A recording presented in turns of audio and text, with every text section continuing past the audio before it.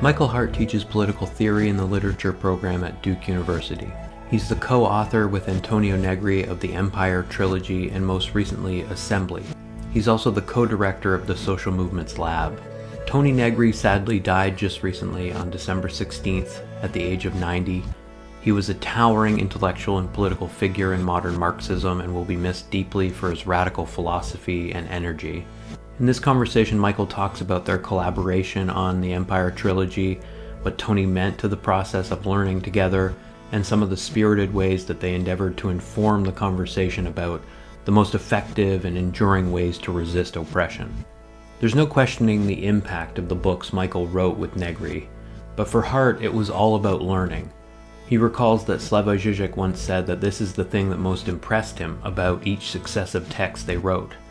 That the point was not to suggest that they had everything figured out in some airtight way, but to offer an invitation to rethink and rejuvenate democracy, and to wonder about why that term in particular seems to have this enduring power, despite so many efforts to inoculate its meaning and displace its place in politics. What I'll take away from this discussion, maybe more than anything else, is the stuff that I learned about how people learn. Listening again to the conversation, I was struck by how crucial this part of movements is. The way we learn to be democratic subjects is through that transformative process of learning alongside others. It's a process that can easily be corrupted and co-opted, but it's extremely important. The Subversive 70s, Michael's new book, was published in September by Oxford University Press. It's the first book he's written as a solo author in decades. For that reason, he says that he wanted it to be a different sort of exploration. There's much in it that is obviously historical, but it's not historiographical. It's about his own desires for insight into contemporary movements. We discuss how the book communicates with the contemporary climate movement, what it might say about the struggle for survival and for freedom in Palestine, and the difference between the struggle for power and the struggle for liberation historically. Hardt writes that in this sense, quote, liberation is not just emancipation, that is, releasing people from their chains in order to participate in the existing society. Liberation requires, in addition, a radical transformation of that society, overturning its structures of domination and creating new institutions that foster freedom. From your perspective in the book, the Subversive 70s, this is a decade that you say marks the beginning of our time, which, is like a bold statement, but one that you cash in, claiming that like neoliberal policies have set a course, as you put it, of privatizing public goods, undermining welfare structures, and increasing the gap between rich and poor. This is part of what marks our time in terms of like establishing these economic constraints on social life. But, a huge part of your history too is understanding the kind of, political culture or political imaginary through the prism of the 70s.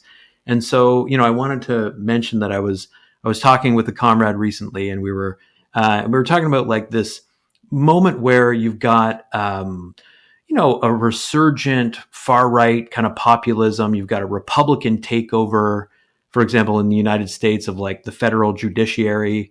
The Atlantic refers to this as the Republican axis reversing the rights revolution. And I was saying, this seems to suggest a level of ambition, right? The ambition to take power that I was sort of spitballing that the left doesn't seem to have that same kind of ambition. And my friend kind of pushed back and said, it's not really about a lack of ambition. It's about a lack of resources. This is a highly resourced takeover. At the same time, though, it feels like the Subversive 70s is a robust history of how much resourcefulness and ambition the left has shown internationally in the face of finance capitalism and despotism. Did you want to address this question maybe to start of ambition for power versus democratic aspirations, or like this issue of resources versus resourcefulness? That's a nice way of posing the question. I do think, one of the things that strikes me about a range of movements in the 1970s is their audacity and I guess ambition in the way you're posing it, and really for liberation. That's what it was a frequently used term. That in fact it was like the default almost for what each movement had to be aiming for. So a gay and lesbian movement was for gay liberation. A feminist movement was for feminist liberation, black liberation, worker liberation, rather than, and I do think that it makes sense to think about movements of our own time that have in some ways downgraded their ambitions. You know, you could try to go through the list of ones that I was just mentioning, like from gay liberation to, I don't know, marriage equality, or from feminist liberation to gender inclusion, or worker liberation to $15 an hour, or something like that. I mean, I think it's true that there has been a downgrading of ambitions, and for me, in many ways, being aware of and engaged with the history of these movements in the 70s is a call towards that that level of aspiration. Now, the only hesitation I was having with your formulation was when you were saying ambition for power. And I'm not sure that my focus on liberation and that notion of power as you were casting it is the same. I mean, I do think it does involve, both do involve an overthrow of the basic structures that rule over the social world. The question is then, the only thing, and I'm not sure if this is the difference the way that you and I are formulating it, whether then taking power means occupying those structures in ways that are comparable to the way they were occupied before, or whether it does involve such a transformation that the social form would be different. And so it wouldn't just be a transition of personnel. Right. It would be a transformation of those structures themselves. I think that we're thinking about it the same way. I'm just, and maybe focusing a little bit too closely on the implications of the terminology.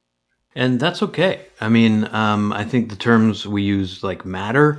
And I think I used power in a kind of deliberately provocative way to kind of tease out the very thing that you kind of identified, which is like this kind of the political realism, I guess, that's embedded in the concept of ambition. Mm-hmm. Right. And I like that you kind of superpose audacity on there to suggest something more imaginative than just mere ambition, because it does, take us to a bolder place in the sense of autonomy is like within grasp, within, and should be considered to be within their grasp. It's just like, it's so hard to go to that hopeful, as it were, kind of, or more audacious place right now where, you do have like, the reason I feel like you identify the 70s as the beginning of our time is that, like, the book is outlining a number of instances, for example, where like state repression, all these well-known events and lesser known events of, vicious crackdown.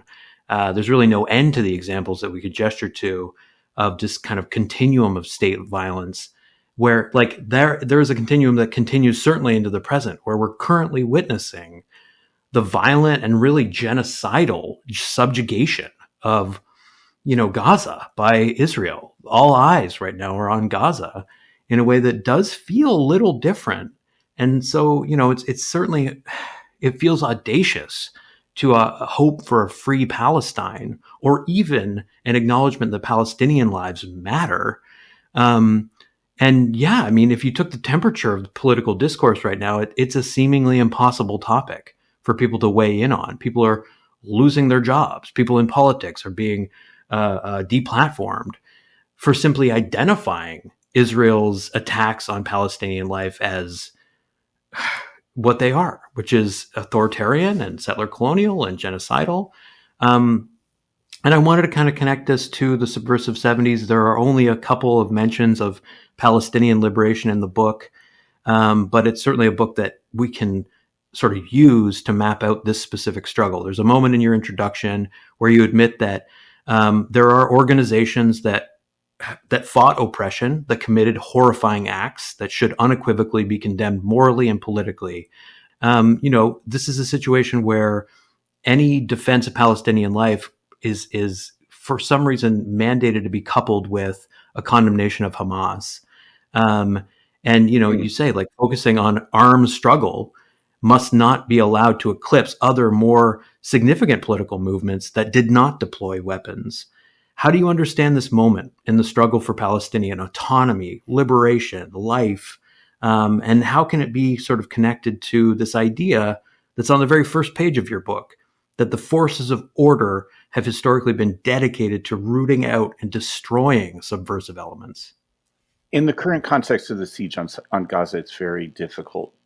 I guess there are limits. It could be that the intensity of the need for defense and survival is such that it poses a greater challenges to constructing a project for liberation. And I do think that a Palestinian liberation, would have to be more than just creating a Palestinian state that would be like other states. Absolutely. And so this would require, not only an act of political imagination, but a radical transformation. I'm not sure if this is the way you're intending it, but there are certainly certain moments and instances when survival itself has to be the focus. And right. and we might be in such a situation right now, with regard to Gaza.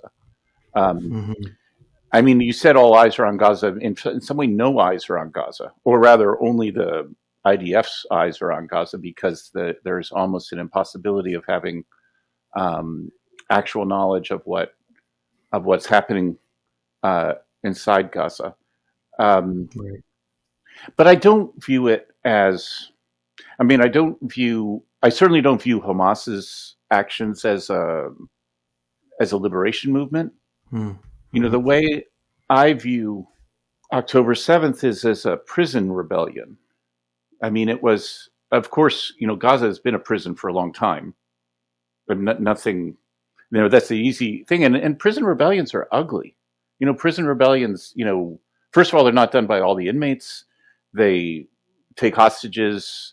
They often commit horrible acts, prison rebellions, and then there are horrible reprisals ending in bloodbath. But what a prison rebellion does do, and I think this is actually, even though overly simple, an important thing here, is a prison rebellion says that we're still here. Right. You think that we're not.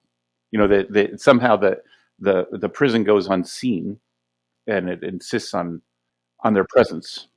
None of what I'm saying rises to the level of liberation. Maybe I should go back to the 70s too and say, I could not figure out how, with all of the, I want to say revolutionary movements, I mean, even with all of the movements of contestation, in the 1970s, with many of them, I couldn't figure out how to pose them in a framework of liberation. And in fact, my going back to the 70s is not an historical project. I'm certainly no objective historian or anything like that. What I want is to find what helps me in the present. I mean, in the current situation, the conditions aren't such that make possible a project of liberation. I mean, I think there have to be preconditions. I understand that completely. And resources are a question that feels like kind of haunts the whole book in an interesting way. Like, you're not talking directly about fuel. You're not talking specifically about like energy. But when you talk about Iran, you can't not talk about those things. So it's like this thing that kind of surfaces and then disappears. But this idea of October 7th as a prison rebellion is not just a unique interpretation, but I think one that does get us to a place where we can kind of begin to think about what's currently happening in terms of the punishment that's currently being enacted, which is, you're absolutely right that it's difficult to have eyes on Gaza. There's a kind of deliberate screening of the genocidal violence that's happening, but at the same time, there is an understanding said over and over again that this is collective punishment for October 7th. And in a way that's very similar to a prison rebellion like Attica, Yeah. there is this like revenge that is being taken against those that would have the audacity to rise up in any form. And yeah, I mean, like it kind of reminds me of the way in which you kind of, describe the militancy of the 70s as indigestible. There's just this kind of way in which it's irreconcilable to imagine any form of insurgency contesting, power. But when it does, reckoning with it is always going to be difficult. And the way in which we kind of reckon with it seems to be a recurrent kind of problem. So for example, the way that you talk about this kind of success versus failure binary in the kind of collective memorializing of the revolutionary event, you say simply focusing on victory or defeat misses what's politically significant and useful in the kind of, or instructive in these moments, and frequently go back to Robin D.G. Kelly on this point, who says that too often our standards for evaluating social movements pivot around whether or not they succeeded in realizing their visions rather than on the merits or power of the visions themselves. So this is about a kind of futuring or prefigurative quality that the revolutionary event can have. And so, yeah, like this is what you're sort of trying to mine in a sense, is like these experiments with different forms of popular power, as you put it. And I guess like, especially this moment where you talk about how like activists learn from other struggles, like that to me is clearly like this kind of anchor for you. You say that activists were keenly aware of revolutionary advances and setbacks in other parts of the world, often translating their lessons so as to be applicable to their own circumstances. So that's a different sort of incrementalism that is like this restless, constant kind of struggle. Should that also cause us to reconsider this like unhelpful binary, no doubt like inherited from competitive consumer capitalism of failure versus success, win or lose? Were you, when you were writing the conclusion, for example, did you feel more or less strongly about the nature of that ideology of defeat that seems to be so nerve-wracking for the left? Yeah. And there's even, there's one distinction I want to introduce in there, an additional one, which is, it struck me when a friend of mine read the manuscript before I published and said something like, Michael, all these things are very inspiring, but they all lost. And yeah, and it's, true too. You think about not only movements I talk about in this book, but, the history of liberation struggles, it's full of defeats. That's, I don't know where we're going to start, but you could start about Black Reconstruction, start about the Paris Commune, any number of these ones, are in some ways defeats. But so the first distinction that I want to introduce is between defeat and failure. And so the way I see it is a failure is defined by an internal flaw. And therefore, its end is really an end. Whereas a defeat is the result of a superior external force, often in these times military, but military ideological. Think of all the weapons that were against, say, the Black Panther Party. So if you were going to argue, so one with a specific group, for instance, one could have this discussion. I would find it very interesting saying, to what extent was the history of the Black Panther Party a failure? And then if one were to name this, that, internal structures, or was it a defeat? Which, of course, it's very easy to talk about the superior external forces. But the thing is about a defeat is that a defeat continues. The defeat lives on, and that's, I think, where Robin Kelly was, that in that quote that's often cited. I think that's where that's the way I see him being oriented, because a defeat, we can pick that up and take it somewhere else. And so that's the way I'm primarily viewing, the partly I'm selecting for movements that I see as being defeated rather than failing, because I think they have a future. That makes sense. and they're susceptible to us being picking them up. The one other thing you mentioned, which I also find very interesting about the circulation of struggles, sometimes in the form of a cycle of struggles, where struggle being born in one geographical area or even in one let's say sector of struggle in the same geographical space, that it passes to another and it gets translated into different terms because it can't just be reproduced, and that there's a kind of modulation that you were calling incremental shifts. There's a kind of modulation that goes on that continues the cycle, and I think that is that's just it's worth always remembering that that's how these things work. That's what, like, that we read. I don't know. Certainly, for instance, Black Lives Matter activists read about what's going on in Palestine, and it for them has been a super important example, reference point.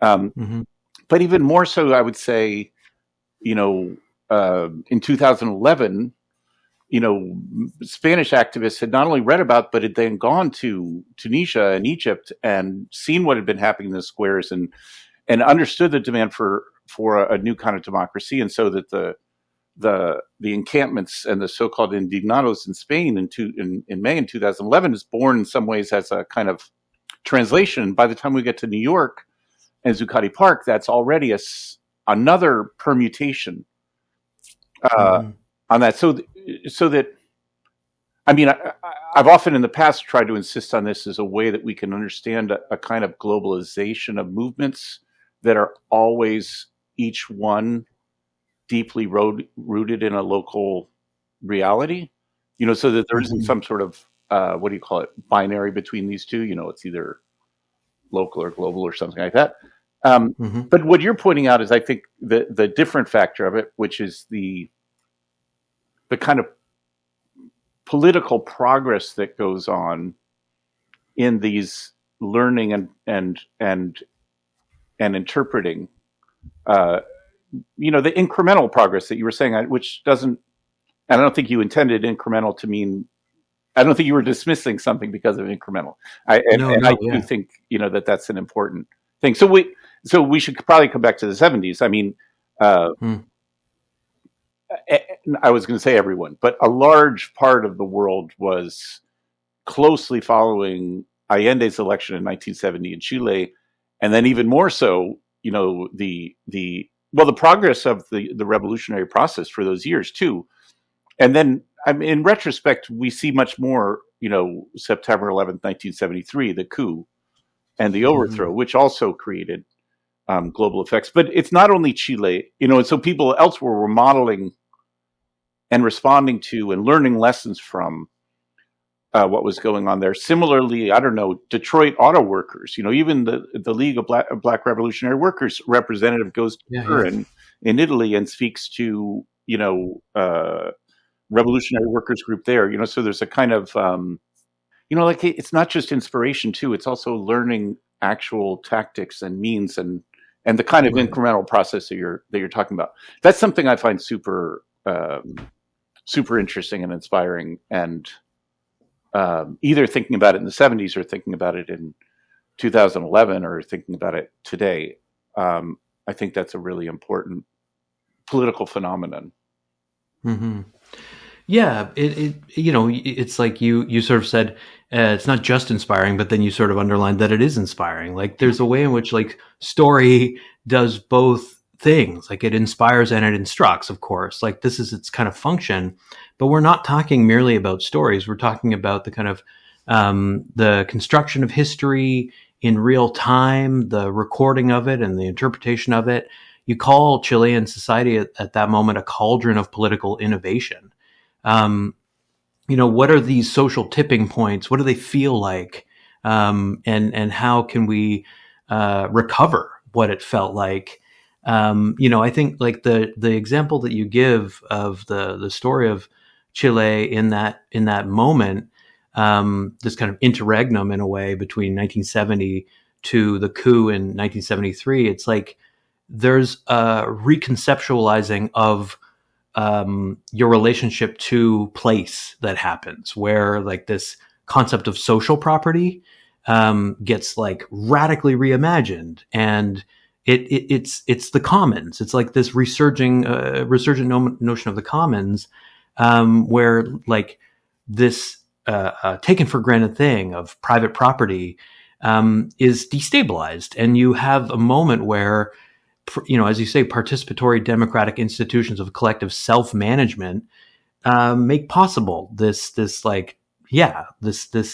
reclaiming of the land and resources. To me, it's connected deeply to energy, actually, and the kind of this kind of extractivist ideology that is, as Darren Barney says, this kind of thing that evolves behind our backs, and a way that basically like settler colonialism manifests as infrastructure. But it didn't have to turn out that way. And like moments of political innovation and reconceptualizing social property, I think like give us a glimpse of how like a different branching paths and everything everywhere all at once, like alternative reality, could have changed our current contemporary relationship to energy. But the 70s produced our kind of contemporary neoliberal moment where that's not what energy looks and feels like.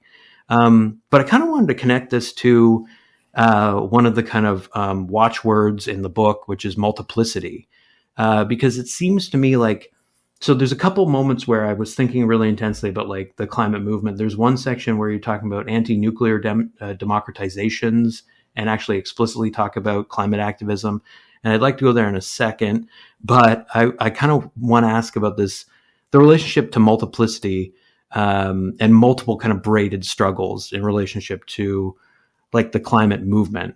What you say basically, and it's this kind of injunction in a way. You say it's necessary to find the means to articulate together multiple relatively autonomous liberation struggles, such that class struggle cannot take place without feminist struggle and anti-racist struggle and queer struggle and more.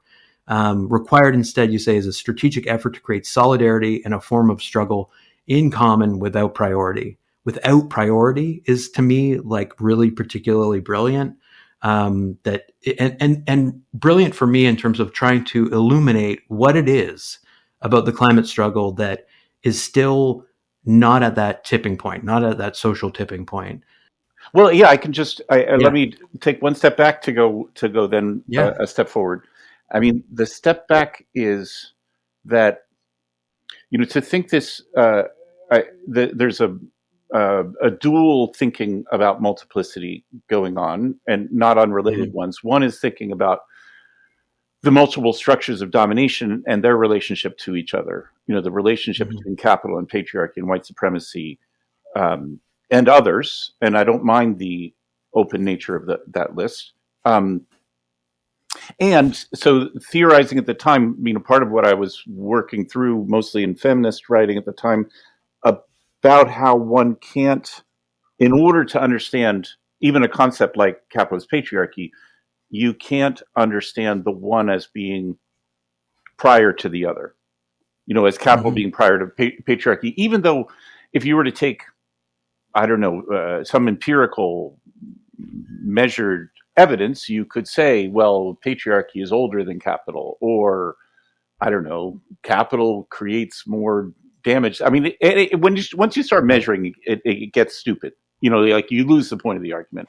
And I think their insistence, and this is what I mean by thinking that these are always strategic projects, is that one has to recognize that they are, at least in the double negative, not unequal. Like one has to be able to understand the ways that capital and patriarchy are interwoven and mutually constitutive in a way that doesn't give priority to one over the other. And part of the reason for that is the other side of the dual thinking on this, like I mentioned, because that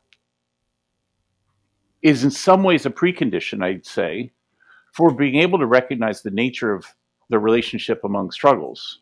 That if we are going to think, I think in the U.S. the most cited reference is the Combahee River Collective for this art. If we are going to think how feminist struggle, an anti-imperialist struggle, an anti-colonial struggle, an anti-racist struggle, and the number of other ones we're going to say, if we are going to think about these struggles functioning together, we have to recognize that there isn't priority of one over the others. And in some ways, at the time in the 70s, this was even more present, but it's present for us too, was what I guess we could like anachronistically call a class first position, which was the default in some ways, inherited from the 60s, which is that, yes, of course, there's a race question, there's a woman question, as they said at the time, but really, capital is the primary enemy or something like that.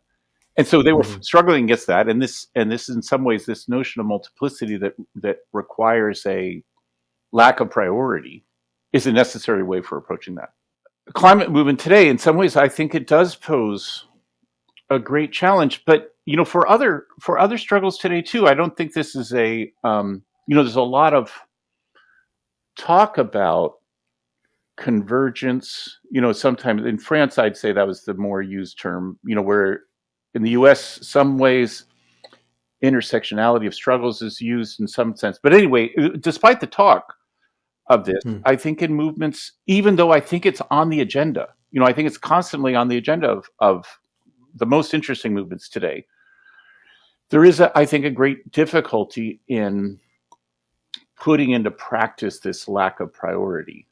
For instance, in multiracial struggles today, it's not a question, and it can't be a question of whether alternative racializations in North America are equal to Black suffering, for instance. Because if we're with going with different measures, I don't know, the history of slavery, something like that, you can't think a multiplicity of racial projects together the way many of these examples I was posing in the 70s were, which I found quite interesting. So I think it's a similar thing now to finally come to your point about climate activism.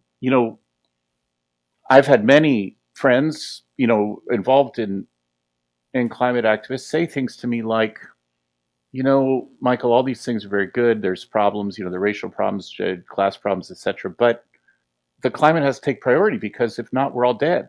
That's, you don't understand, Michael. This is what, let's talk in concrete terms if we don't do that. And I understand that, but I do think, and now we're just coming to my own political judgment, I think, that the possibility of articulation in the kind of terms that you and I both have just been talking about is a much more powerful form of political struggle today than granting the kinds of alliances, or what if we call them solidarity, between movements that are really not able to articulate in the way I'm describing.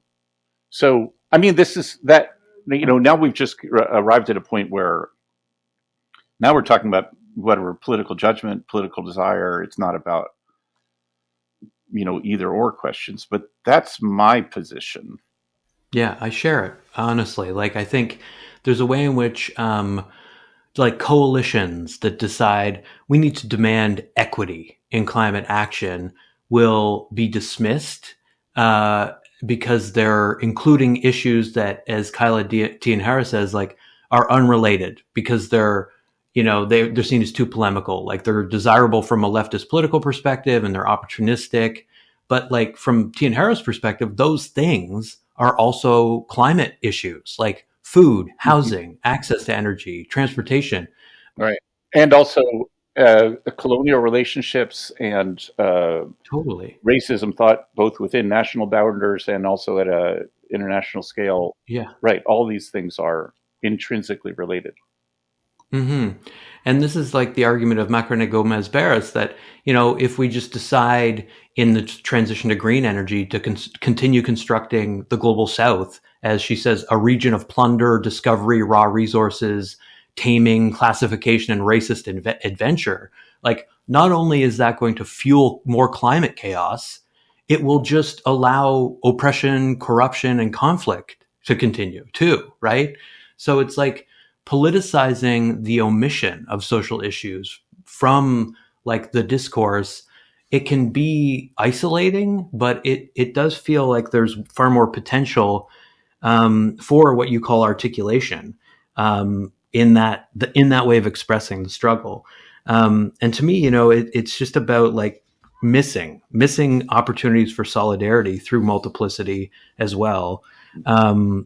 But yeah, it's connected certainly to the argument that you make around democratizing science as well. Like in terms of the lessons of the anti-nuclear movement, you say that today the terrain on which the strategy of democratizing science lives on most clearly is climate activism.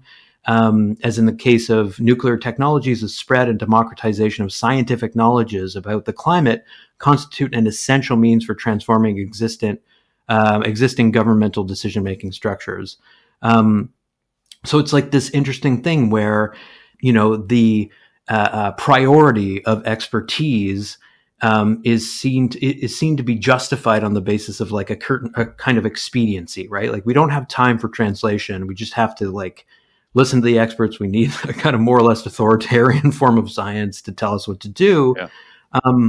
But it seems to me that your storytelling around the Clamshell Alliance and their democratization efforts, like it tells a different story about what becomes possible when especially you use like, as it were, use or leverage or look to particular kind of focusing events like Chernobyl or 3 Mile Island as an opportunity to mainstream environmental radicalism, basically.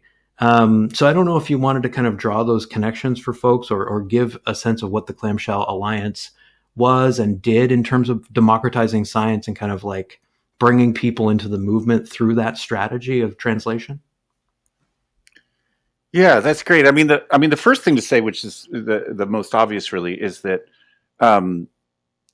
nuclear fusion is super complicated scientific process, and I don't, and so struggling against it was, and this is, I think anyone who, not even only people who are the climate activists, but anybody thinking about the climate today, recognize there too. It's the climate, the science is complicated. It's not right. It's not immediately available to everyone.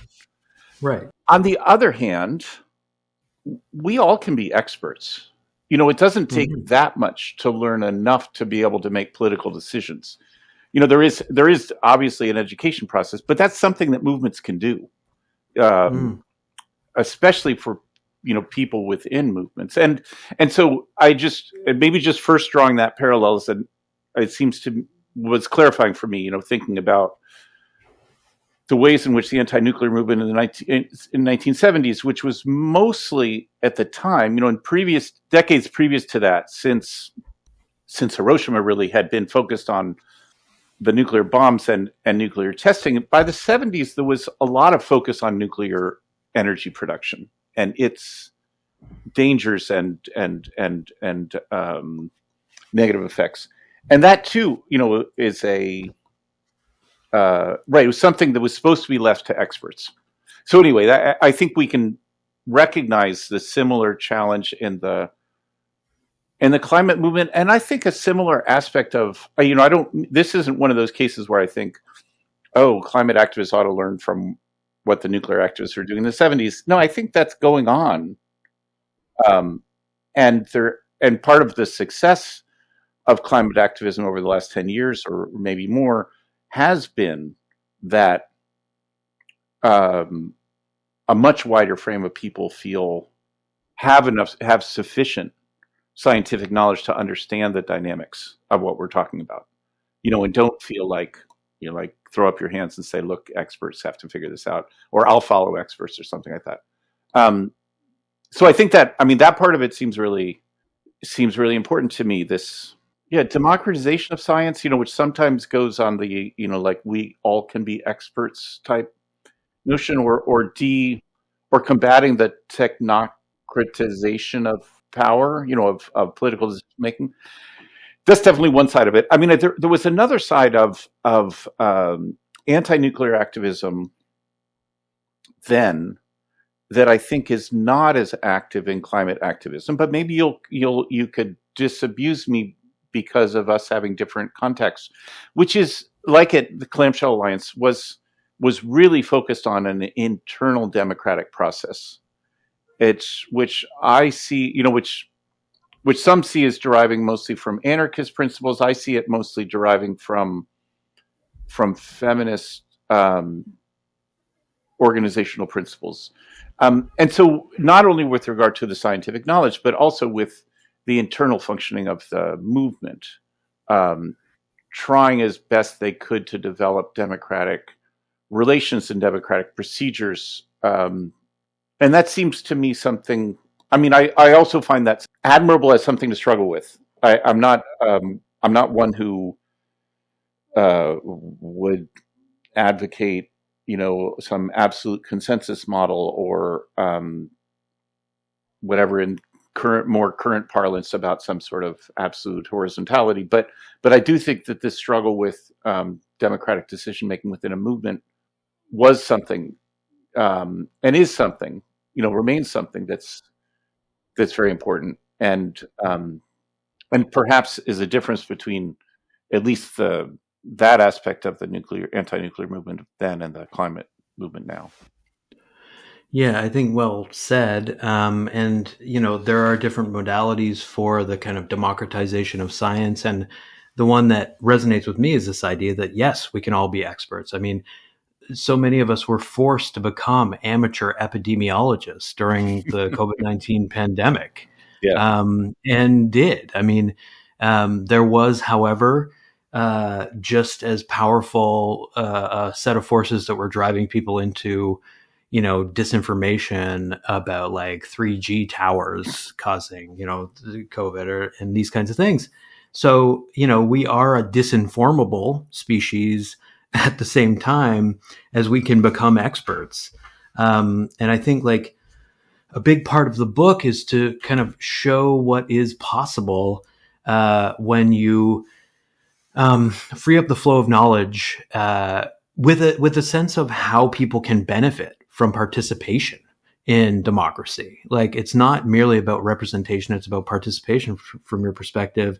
And so many of the case studies are about kind of demonstrating that. And the thing that what you were talking about kind of drew me to is the gay liberation movement of the 1970s, which you say began in June 1969 at the rebellion at New York's Stonewall Inn and ended in June 1981 with the first reported case of what would later be known as AIDS.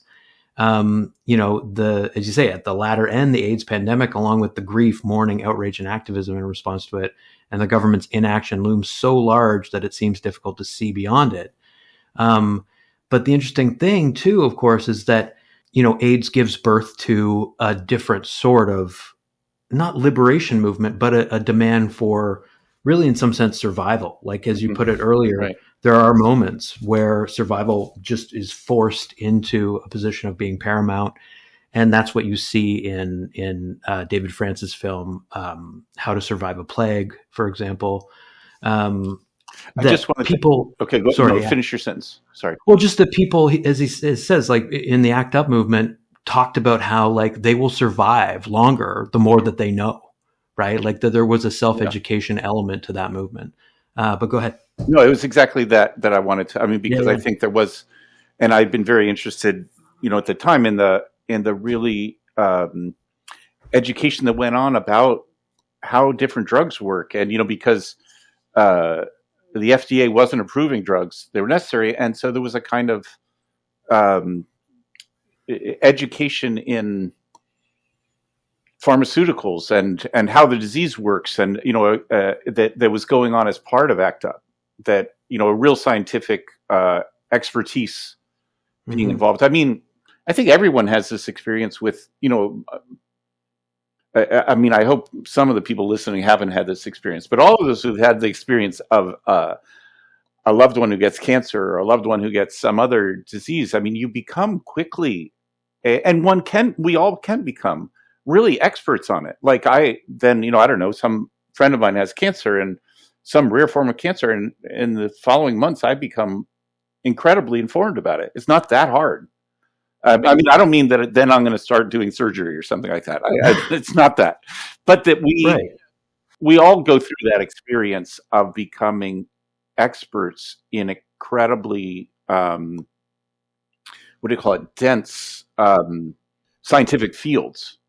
And and so I mean, I guess I'm just giving that rather out of place example, about all of us having friends or family members and then going through that crash education, is to recognize, there aren't, I guess when you were saying before that everyone can be an expert, they of course can is important because we aren't immediately, but I think that's really important to recognize. And that's, I think, the basis for certain political movements is saying, we're actually the argument for the democratization of such political decisions is that we can do these things. I mean, I was just going to go off on, I don't know if this is a tangent or not, which is that the political leaders who are making these decisions are no geniuses. Like what they know how to do is take advice from experts, and sometimes, when they need to, they do. Some of them, the better ones, maybe learn something about it. There's no reason why we can't, why everyone can't, know enough to make political decisions about these things. So one of the things I like, I hope this isn't also a tangent. One of the things, the reason even why I wanted it is I attacked this chapter first about the anti-colonial movements in the in the Portuguese colonies in Africa, which had not achieved independence yet, the others had. I mean, meaning the other African colonies of Britain, of France, of Germany. And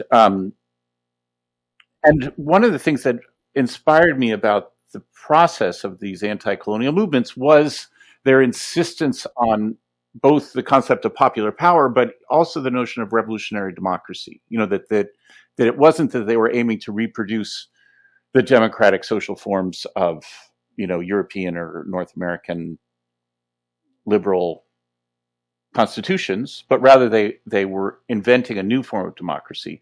And further, this is actually the more important step I want, which is that the institutions, the democratic institutions like these committee structures at a village level or the larger committees at a slightly bigger scale, that the committee structures themselves were meant also to transform the subjects that participated.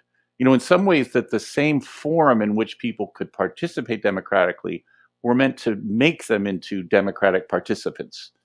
So it's not, that this is Amilcar Cabral saying this, one of the leaders in Guinea-Bissau, one of these Portuguese colonies. His explanation was that the population wasn't already trained in democratic relations.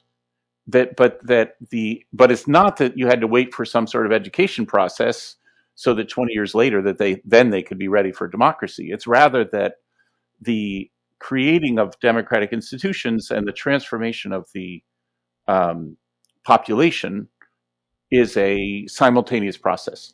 That was something that I found inspiring about the notion of democracy that sort of carried through for me with interpreting other democratic experiences or democratic aspirations, or why would democracy remain a keyword in these revolutionary movements when often facing the kind of propaganda of democracy that that you and I grew up with and certainly they did too.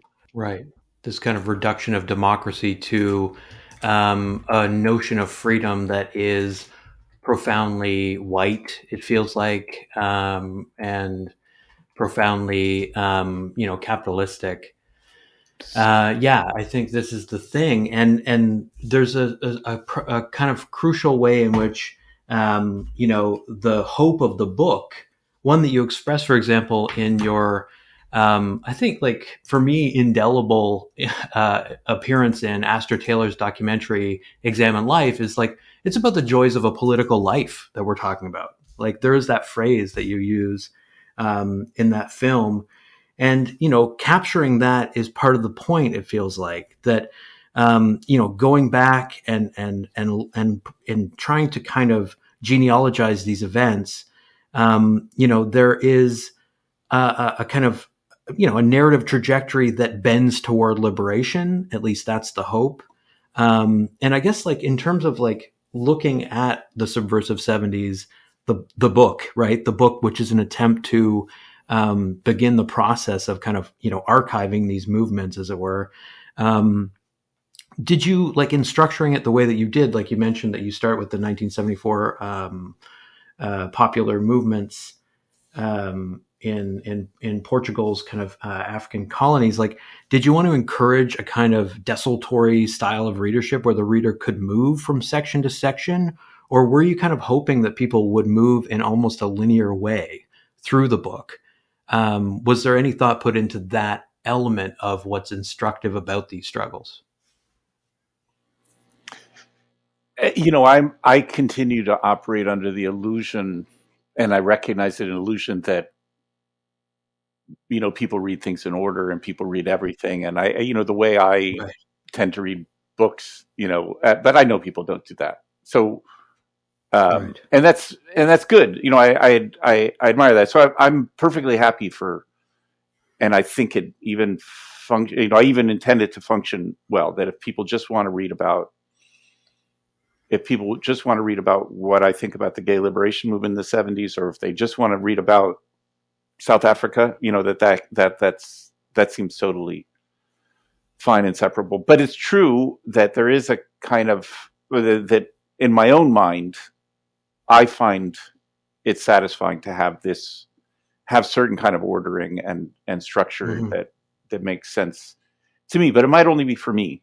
I wanted to come back to something you said right in the midst of that last point, which was, you were in some ways returning again to the very beginning of our conversation about why the 70s are proximate for us, or maybe why I'm claiming that, why I Right. think the 70s are close to us. And what you had said at the very beginning, which is definitely true, is that the forms of domination we face today, and there are many people who analyze them in such a way that they really initiated in the 1970s. The neoliberalism, like you said, one could think of other economic markers. I don't know, the shift from Fordism to post-Fordism, or the decentralization of manufacturing, these sorts of things, that the power changed in the 70s, and therefore we're facing the same regime in some sense that they were facing then. And I think that's true. I'm also, and it really matters more to me, the other side, which is that I think that the political problems that were identified, and confronted, but also conceptualized by the movements in the 70s are still our problems. And so that's what defines us as being part of their era, and them as being first kind of test case in how to confront this reality we're facing, is that they in some ways displaced certain political problems that no longer made sense, or maybe never did. But what the most important thing is really to identify a real problem and to try to engage it. I guess, maybe I would say that, it's not the only thing done by politics, obviously, but by political theory, both the political theory that one might do in a university setting, but even more so the kind of political theory that's done collectively in movements. I think that identifying real political problems is one of the most important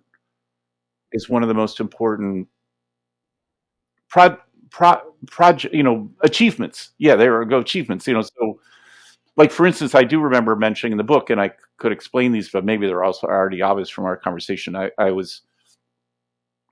came to the conclusion at a certain point that for them, for these movements I'm considering in the 1970s, violence was not really a political problem. Violence versus nonviolence doesn't mean that violence should be considered in some ways haphazard, but that wasn't a primary problem for them. Instead, articulation, as you and I were talking about it 15 minutes ago, that was a real Mm-hmm. political problem, and remains for us today, like you were saying. I think the way I'm translating something you and I said, I think both of us said a little while ago, which is that many contemporary movements, climate movements, not alone in this regard, see the desirability of articulation with other movements as paramount. It's very strong, and yet it doesn't happen automatically, and it doesn't happen easily.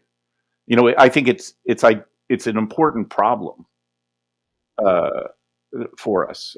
And I guess when I'm saying that, I feel like someone might misinterpret what I mean by a problem. I don't mean it's insoluble. I don't mean it's even just a difficulty. I mean it's something that demands our attention and efforts.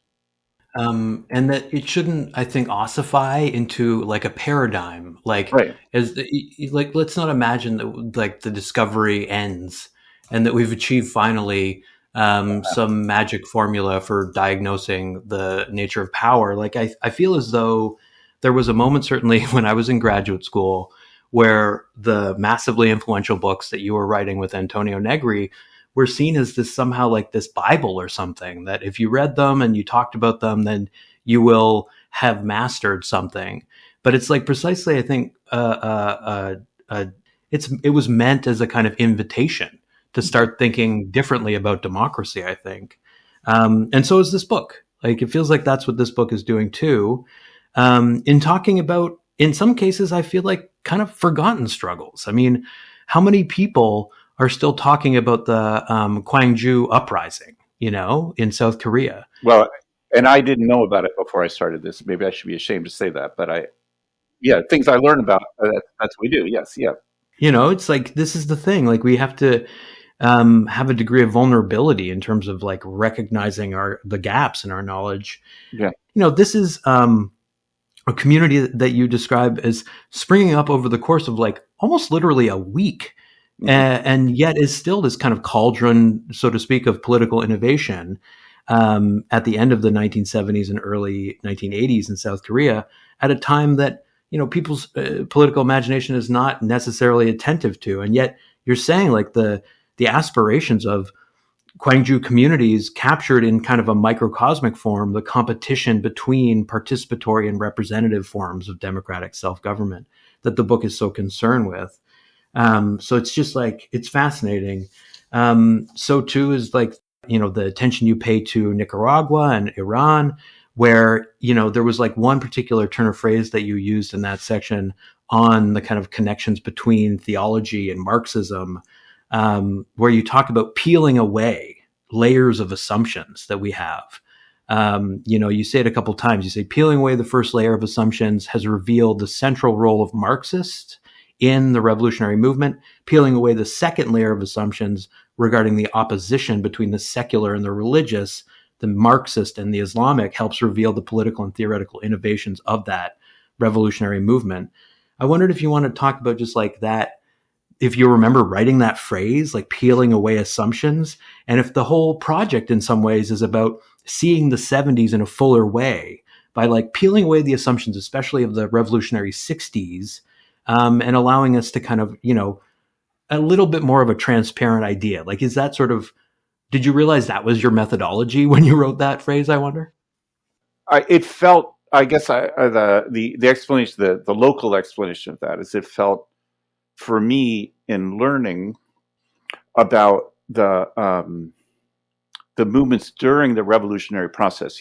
Certainly not talking about in Iran after 1979, but in the revolutionary process of the 70s, before the overthrow of the Shah.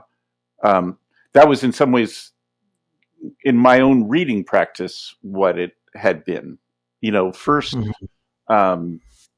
It's more like describing my own process. Right. I had certain received knowledge, I guess, thin knowledge about what the revolutionary movements have been like, and so learning at each stage, first, like you just said, about them being so deeply, Marxist and communist movements, and then also about that mixture of many aspects of the revolutionary struggle, that there was both theological and Hmm. and secular at the same time.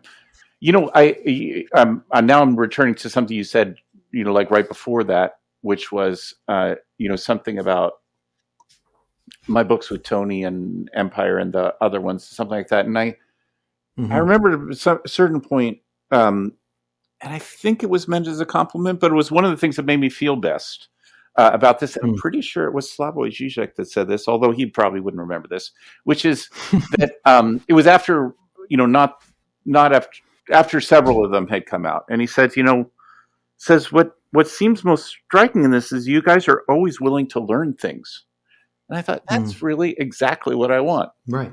Which is, and it's true that, the way at least in my view about those books together with Toni was, in some ways recognizing what we didn't understand in one project and then trying to learn more about them.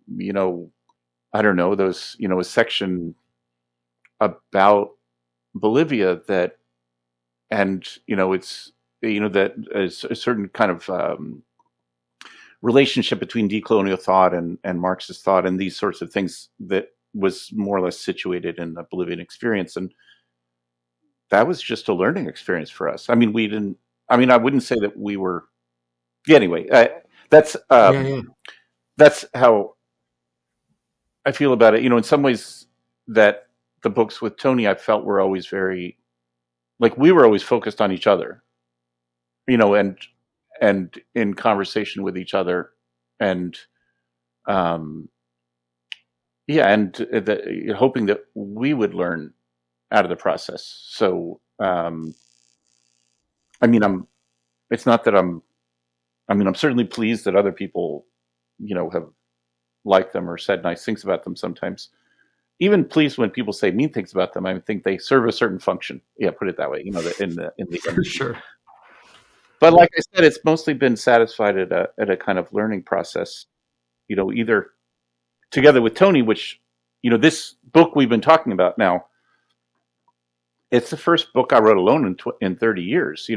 It's lonely to write alone. I mean, I know everybody else does it, but it's lonely for me to write alone. But I had to write something different. So in some ways, this is probably something from a reader that one doesn't recognize, but I felt like I couldn't write, just the same thing that Toni and I have been writing, or a certain extension of the same way of thinking. I had to find a way of doing something different.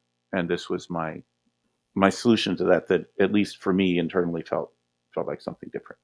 It does. I mean, it absolutely does. And I think like you see it in these moments of like exhilaration that come through in the text. Like you outline, there's like a theoretical vocabulary that you set up. But then there's this kind of this force that comes out.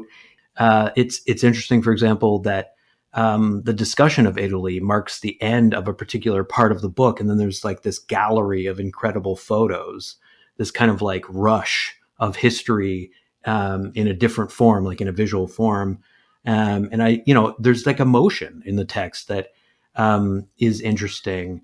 And I think it's precisely about, or at least it feels provisionally about trying to, unburden the academic text from having to like get it right. It's like there's a lot of moments where you talk about the kind of limit of capacity in the beginning of the conversation.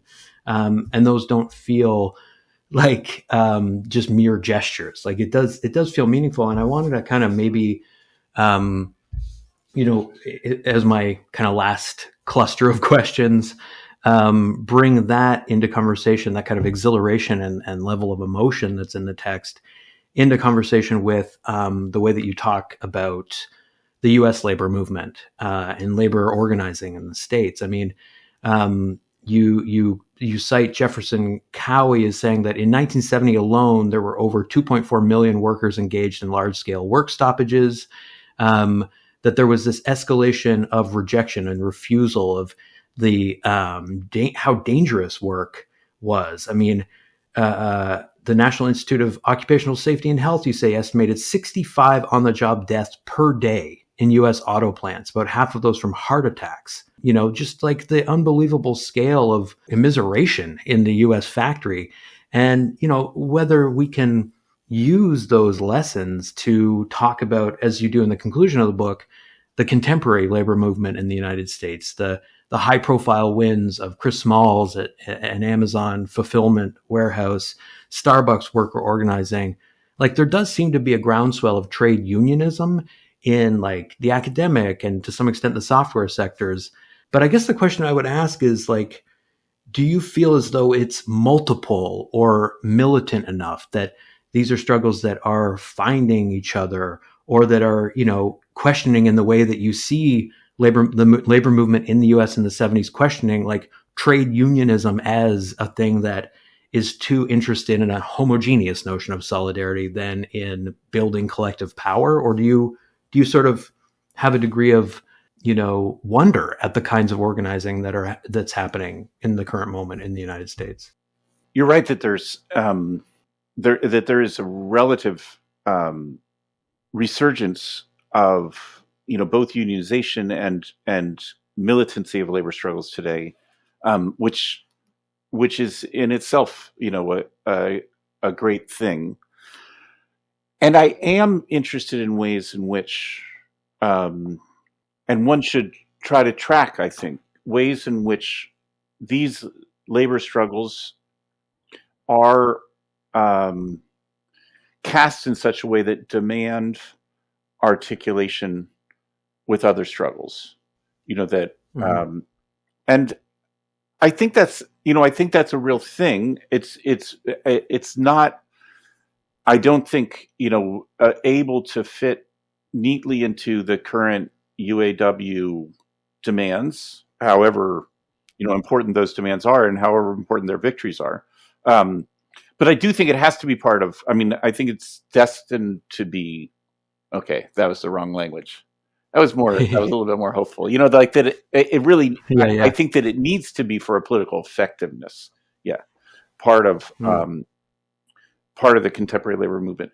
So I guess there's a couple different layers of this that I felt it was useful to think about the transformations, the industrial and labor market transformations of the 1970s. I do think that there's a lingering misapprehension of the contemporary nature of the working class. When people use the word casually or the term casually working class, and there's a lingering misunderstanding about who composes that. And so, the Italian language for this, even from that period, was that what we need in each era is a new investigation of class composition. Like who works, how do they work, how can they be organized, etc. And it's quite. Once one stops and says it, of course, most everyone will say, yes, I know. Of course, working class doesn't just mean people who work in industrial settings, people who work in factories, people, and thinks about the wide range of things. But the conceptualizing and organizing that, I think, are remain a difficulty. So that's one thing. Just about the multiplicity within the working class itself. And then there's a second one, which we were just mentioning, I think you and I both, which is about the need for and possibility for articulations between anti-capitalist struggles and anti-racist struggles and feminist struggles, and which aren't just about women at work and racial divisions of labor within the capitalist system. So it's not just under the rubric of capital, but also about. It is also about that, but that's not all. It's also about the need and possibility for the kinds of articulation of treating on, like we were saying earlier, not unequal terms, treating it without priority between, struggles against capital and struggles against white supremacy in North America or the colonial settler paradigm in North America, or in any number of other relatively autonomous structures of domination. Anyway, I would just bring, it seems to me those are two aspects of current projects about working class politics, the multiplicity within the class, and then its belonging working class struggles as part of a multiplicity that extends beyond um, the it extends beyond the shop floor in those traditional terms. But all of those, this is the historical recognition maybe that I would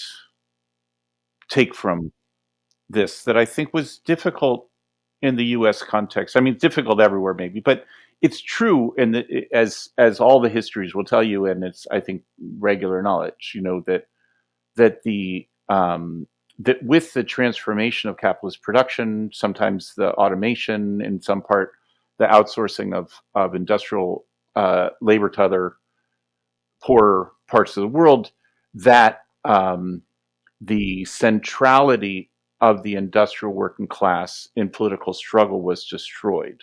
I think that's true, and that's recognized. I would say, though, that we shouldn't view that simply, or maybe at all, as a tragedy, but as an opportunity. Like that the centrality of the working class and revolutionary struggle, of the industrial working class and revolutionary struggle, that was a problem. And no matter how powerful it was, and at least it became a problem by the 1970s. I mean, I don't know what to say about the 1930s yet, but right. But for us, it would be a problem, I think. And so the restructuring of capital, that it was in many ways a response to the intensity of revolutionary and other forms of worker demands at the time, that restructuring, was a defeat for the industrial workers movement, but it was also, I'd say, more importantly, a political mandate for us to organize differently and without the centrality of the industrial working class as the political organization. Both it imagines class struggle in broader terms, and also that sees class struggle together as in articulation with, in my language here, with feminist struggle and anti-racist struggle and indigenous struggle and others. I could keep talking to you endlessly about these issues. The last thing you said reminded me of this chapter in Judith Butler's The Force of Nonviolence, where she talks about Marx and how Marx, seems to privilege a certain kind of self-sufficient, masterful, adult male subject to some extent in her reading, that springs fully formed, lucky guy, she says, without needing a care network around him. There's this like glib way in which she's saying that there's a blind spot there when we're privileging a particular kind of worker as hero that doesn't pay attention to how entangled we are and how reliant we are on one another. And then the other thing you were saying about automation got me thinking about how, the rise of like machine learning and the automating of particular kinds of work is, at least it seems to be opening onto a different way of articulating different struggles and like centering precarity. Like the SAG-AFTRA strike is in part about like workers and actors being rendered redundant by strategies of capitalism that seek to simulate creativity and performance.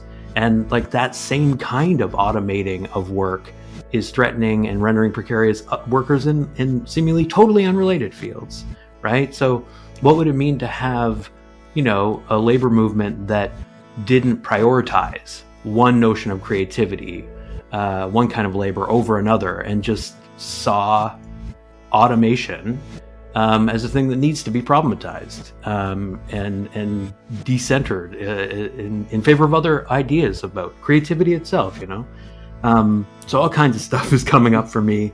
But I think, the thing I like about the book and the thing that I see it as modeling is this certain generosity that says, we don't need to have a sense of what is sacred in order to struggle. Like these values of, solidarity might be exclusionary. It reminds me of the way Sarah Ahmed writes about love And actually, Slavoj Zizek talks about love as in some ways like an evil force, love of the same. These are dangerous stories to tell, but I think you're telling them out of a kind of spirit of generosity and attachment to democracy that I really, appreciate. But yeah, I think we should maybe leave it there. You've been super generous with your time, and this has been a real pleasure. So I can't thank you enough. I also enjoyed it, and I like the idea that one should finish a conversation on open questions that we have not answered. That seems like exactly the right place to stop.